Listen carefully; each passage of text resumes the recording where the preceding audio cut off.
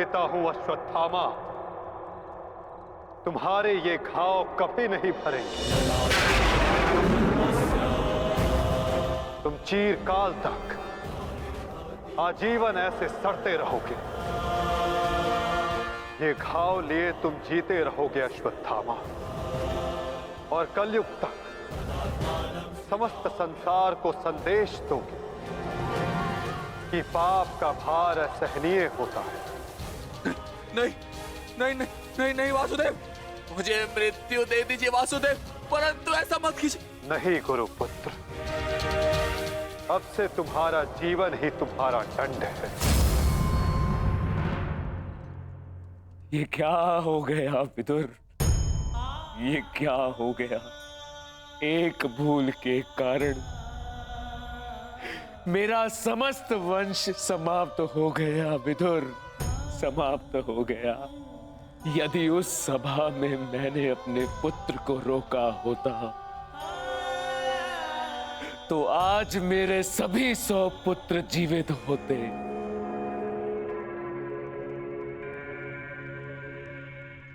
किंतु अब समय आ गया है पश्चाताप करने का। जाओ विदुर,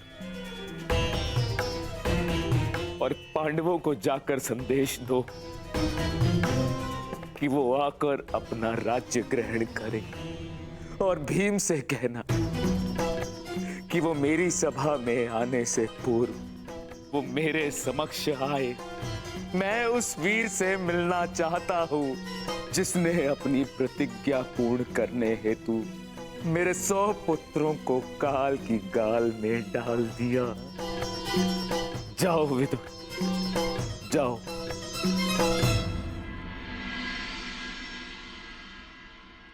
महाराज धृतराष्ट्र की आज्ञा का पालन अवश्य होगा महात्मा विदुर। कल पांडव उनके समक्ष अवश्य प्रस्तुत होंगे।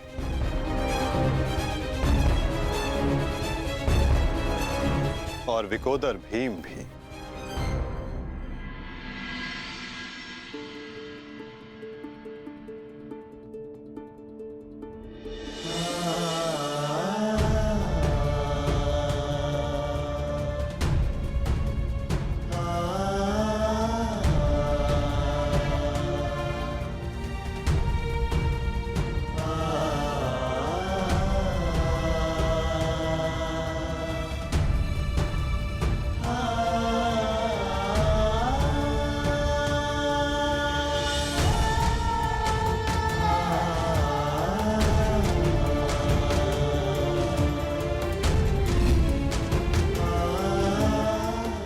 कल्याण हो पुत्रों।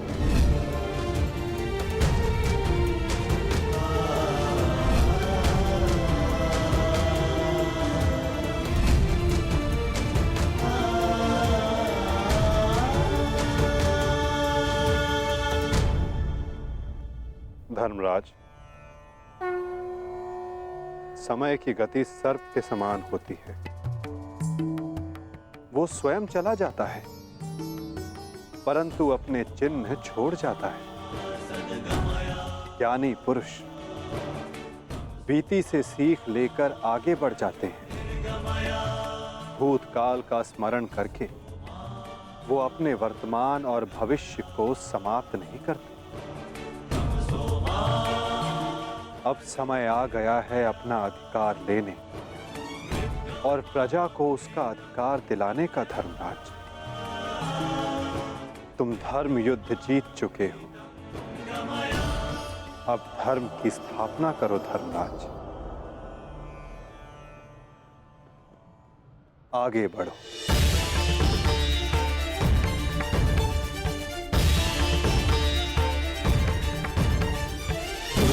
क्षमा शमोस्तेयम् शौचमिन्द्रिय निग्रहः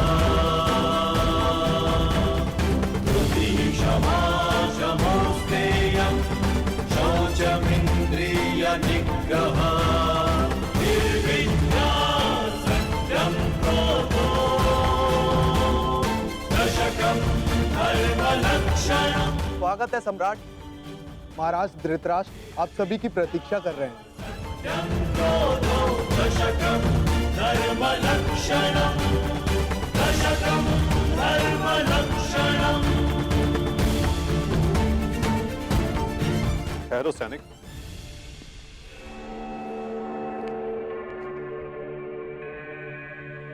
मुझे युवराज दुर्योधन का कक्ष देखना है। आइए वासुदेव।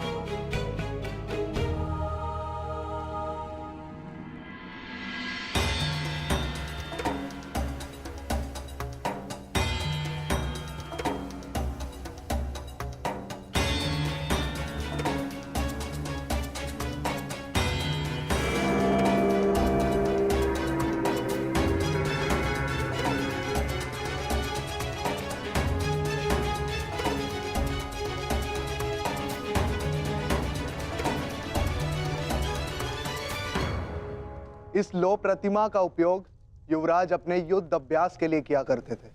किंतु ना अब दुर्योधन शेष है, ना युद्ध। अब इस प्रतिमा का स्थान बदलने का समय आ गया है।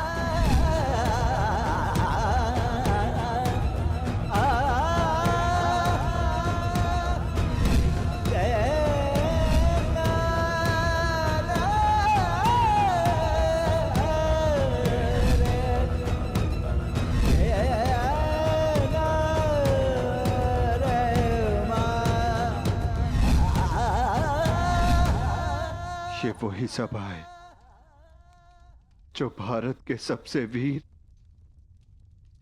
और महान महारथियों से सजी रहती थी, और आज ये रिक्त है। वो एक अशुभ दिन था, वो एक द्यूत सभा जो मेरे 100 भाइयों और उन सभी महारथियों के विनाश का कारण बनी। 100 नहीं, 101 101 भाई थे भ्राता भीम, कौरव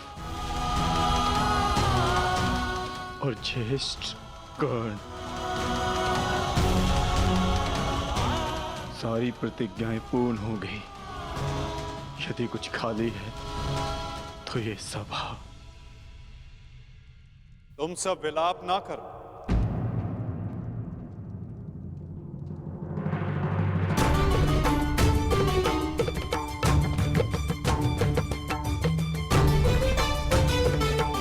तुम सब ने धर्म के लिए युद्ध लड़ा, ऐसा कुछ नहीं किया जिसके कारण तुम्हें पश्चाताप अनुभव हो। ठीक कहा वासुदेव।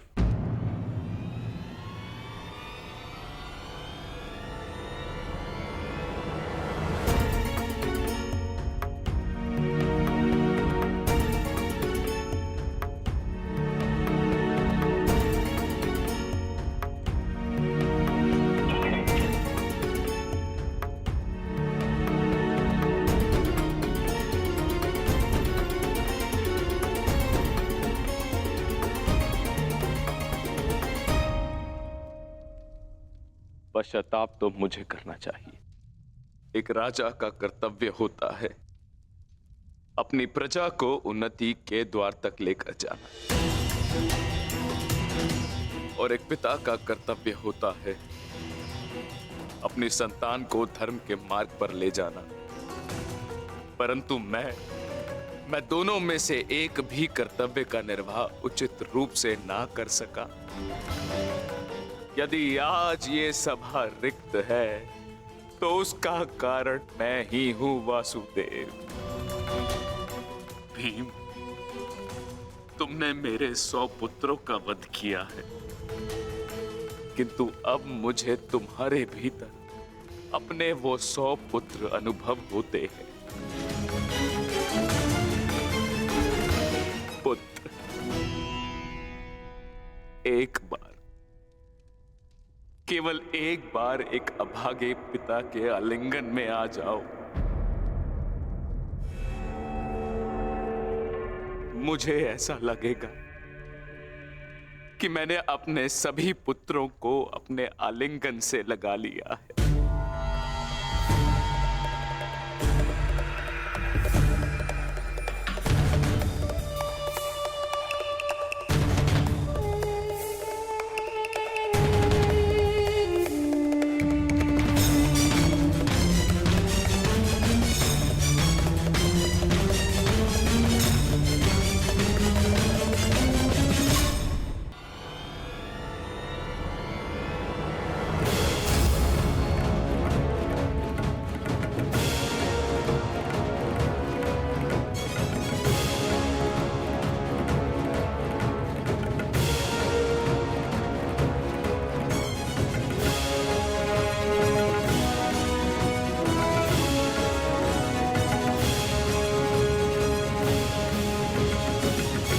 तुम्हारे अंदर 100 हाथियों का बल है ना भीम,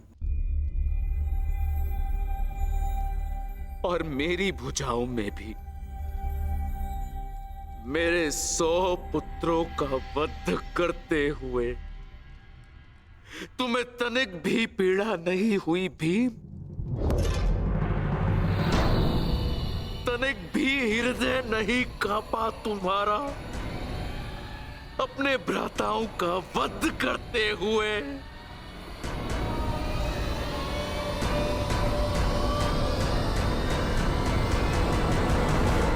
दुर्योधन, ये तुम्हारे लिए है पुत्र।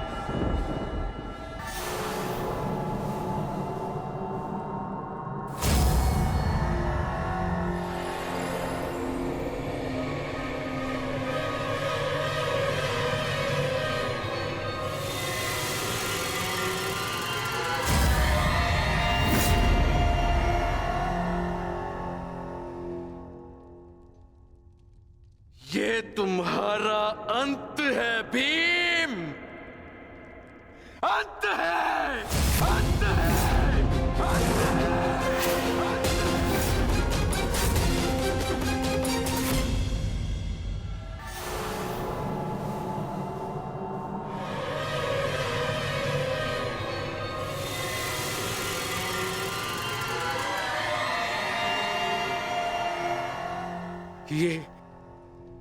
ये मैंने क्या कर दिया?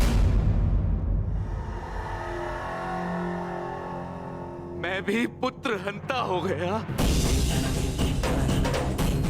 ये मैंने क्या कर दिया देव? भ्राता पांडु,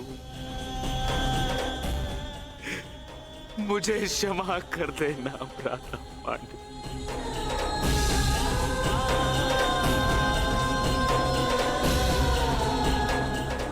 प्रतिशोध की ज्वाला ने मेरे विवेक को हर लिया। क्षमा कर मुझे।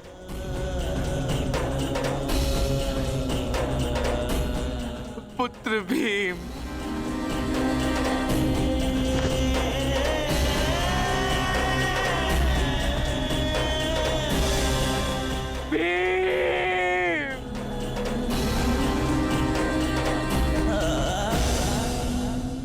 आपने उचित कहा महाराज। जब मनुष्य का विवेक हर जाता है तो उसके पांव स्वतः ही पाप की ओर बढ़ जाते हैं।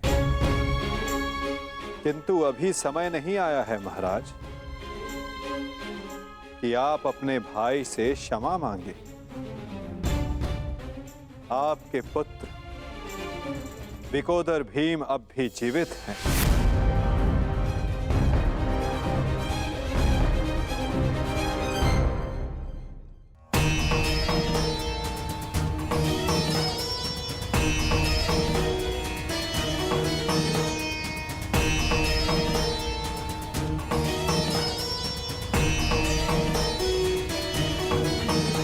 एक विवेकहीन निर्णय ने द्यूत रचा, दूसरे विवेकहीन हठ ने पांचाली का चीर हरण किया। ये विवेकहीनता ही तो थी महाराज जो महाभारत का बीज बना। नारायणं नमस्कृत्य नरं चैव नरोत्तमं प्रतिशोध की अग्नि शत्रु से पूर्व स्वयं को जलाती है। व्यासं अपने मन को शांत कीजिए। आप अभी पुत्रहीन नहीं हुए हैं। आपके 5 पुत्र सरस्वती अभी जीवित हैं। ततो जयं मुदीरये।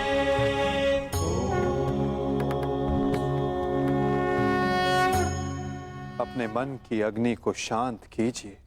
किंतु मेरे मन की अग्नि शांत नहीं होगी वासुदेव।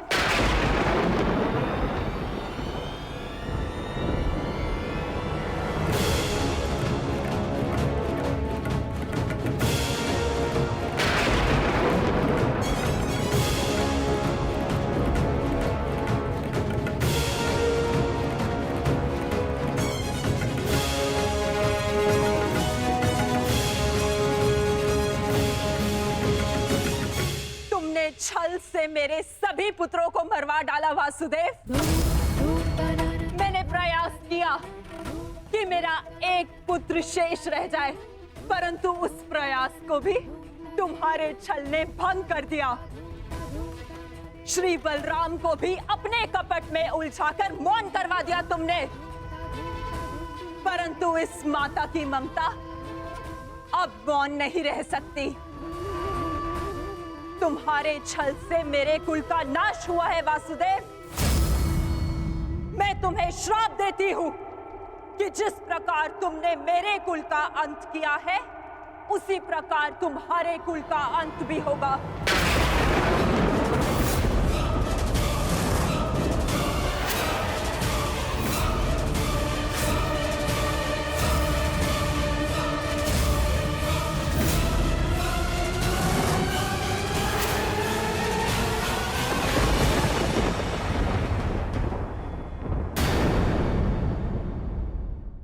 देती हूं कि जिस प्रकार तुमने मेरे कुल का अंत किया है, उसी प्रकार तुम्हारे कुल का अंत भी होगा।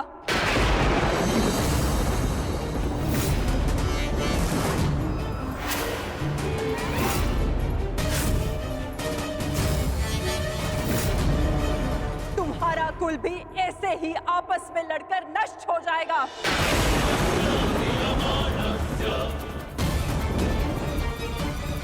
मैं भाग्यशाली हूँ कि मेरे नेत्रों पर पट्टी बंधी है और मैं ये सब नहीं देख पाई, परंतु तुम ये महाविनाश अवश्य देखोगे।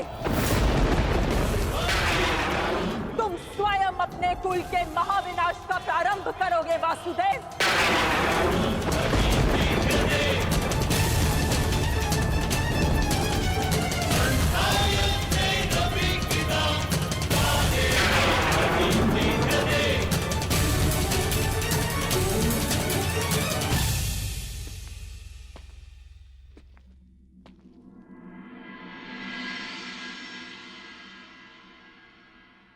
जिस प्रकार एक प्रसन्न माता का आशीष संसार में कोई नहीं रोक सकता, उसी प्रकार एक दुखद माता का श्राप संसार में कोई नहीं टाल सकता।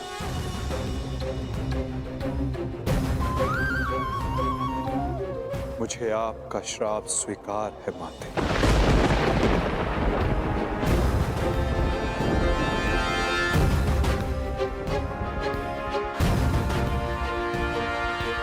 किंतु क्या आपको ज्ञात है कि इस युद्ध का सत्य क्या है?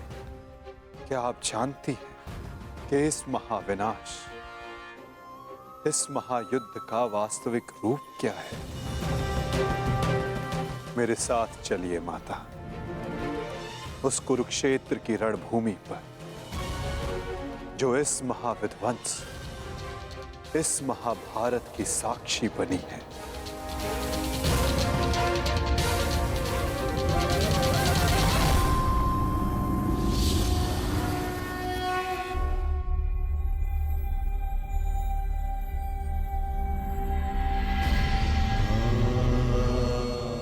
ये दुर्गंध कैसी वासुदेव? ये दुर्गंध उन वीरों के शवों की है जिन्होंने इस महायुद्ध में अपना बलिदान दिया है माता, परंतु जिन्हें अंतिम संस्कार का अवसर भी ना मिला। ये दुर्गंध यहाँ हुए भीषण संहार के एक एक क्षण का अनुभव करा रही है मुझे। तुमने छल से मेरे एक एक पुत्र का वध कराया है वासुदेव। अपने दिए गए श्राप पे मुझे कतई भी पश्चाताप नहीं है। इस युद्ध से किसी को कुछ प्राप्त नहीं हुआ। ये युद्ध सबके लिए दुर्भाग्य ही साबित हुआ है और तुम्हारे लिए भी ये दुर्भाग्य ही साबित होगा। और आज मेरे श्राप के रूप में तुम भी उस युद्ध से दुर्भाग्य ही लेकर जाओगे। जब आप मुझे अपराधी मान ही चुकी हैं, जब आप मुझे दंड दे ही चुकी हैं, तो आप मेरा कोई स्पष्टीकरण भी स्वीकार नहीं करेंगी माता।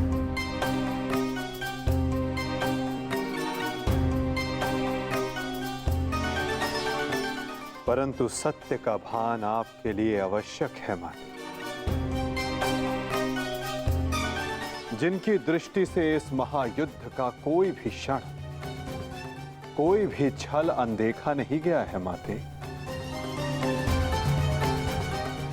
अब वीर बारबरी आपको सत्य का भान करवाएंगे।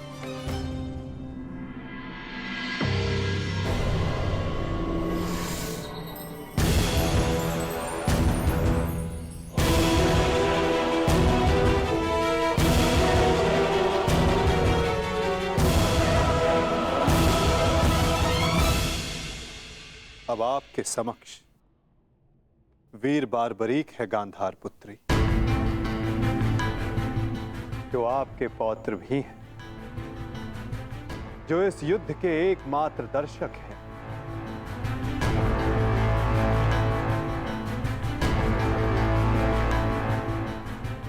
वो बारबरी जिन्होंने अपना शीश दान किया और अमर हो गए।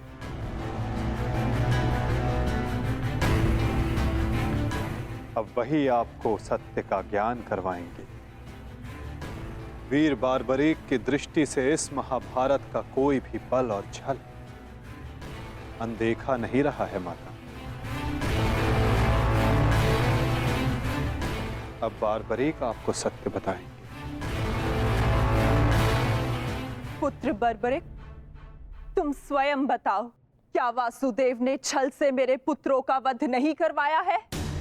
यदि तुमने इस युद्ध का एक एक क्षण निष्पक्ष होकर देखा है, तो बताओ, कौरव वंश के वट वृक्ष महामहिम भीष्म, जिन्हें इच्छा मृत्यु का वरदान था, क्या वासुदेव ने उन्हें अपने छल से धराशाही नहीं करवाया है? क्या वासुदेव ने द्रोण पुत्र अश्वत्थामा की मृत्यु का छल रचकर आचार्य द्रोण का वध नहीं करवाया है? क्या मेरे पुत्र दुर्योधन की रक्षा कर रहे उसके मित्र कर्ण को छल से नहीं मरवाया है वासुदेव ने? पुत्र दुर्योधन पर युद्ध के नियमों के विरुद्ध जाकर प्रहार किया गया, क्या वो वासुदेव का छल नहीं था? मेरे समस्त 100 पुत्रों के वध का कारण केवल वासुदेव है। क्या ये भी सत्य नहीं है बार्बरिक?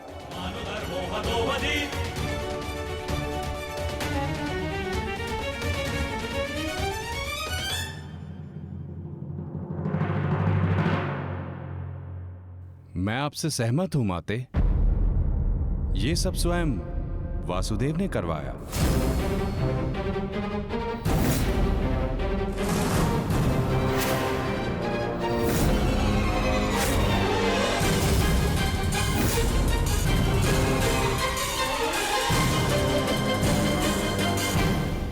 परंतु माते, आप किन 100 पुत्रों की बात कर रही हैं? कौन भीष्म, कौन कर्ण, कौन द्रोण और कौन अभिमन्यु? सत्य तो यह है माते कि कुरुक्षेत्र में कोई था तो केवल एक पुरुष, वासुदेव कृष्ण। न कोई भीष्म, न कोई द्रोण और न ही अंगराज कर्ण। जिस पर प्रहार हुए वो वासुदेव ही थे, और जिसने प्रहार किए वो भी वासुदेव ही थे। उनके अतिरिक्त कुरुक्षेत्र में कोई और उपस्थित नहीं था माते। ये तुम क्या कह रहे हो बर्बरिक? इसका क्या अर्थ है? इसका अर्थ शब्दों से नहीं, दृश्यों से समझ आएगा राजमाता।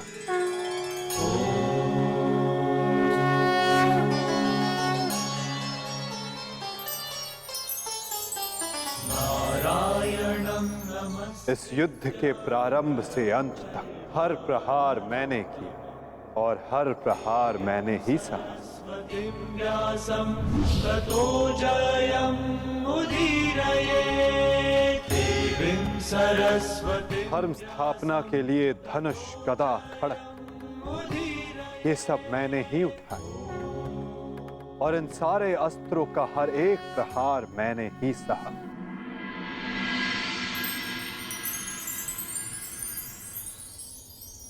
बाण चलाने वाला मैं ही था।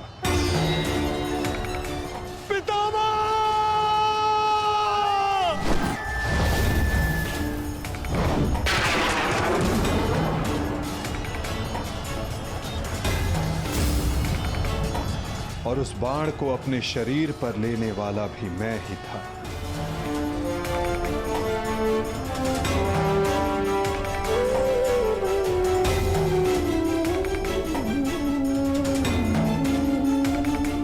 महामहिम भीष्म के रूप में भी मैं ही था और अर्जुन के रूप में भी मैं ही था। और सरशैया पर लेटने वाला भी मैं ही था। अभिमन्यु बनकर चक्रव्यूह मैंने ही तोड़ा।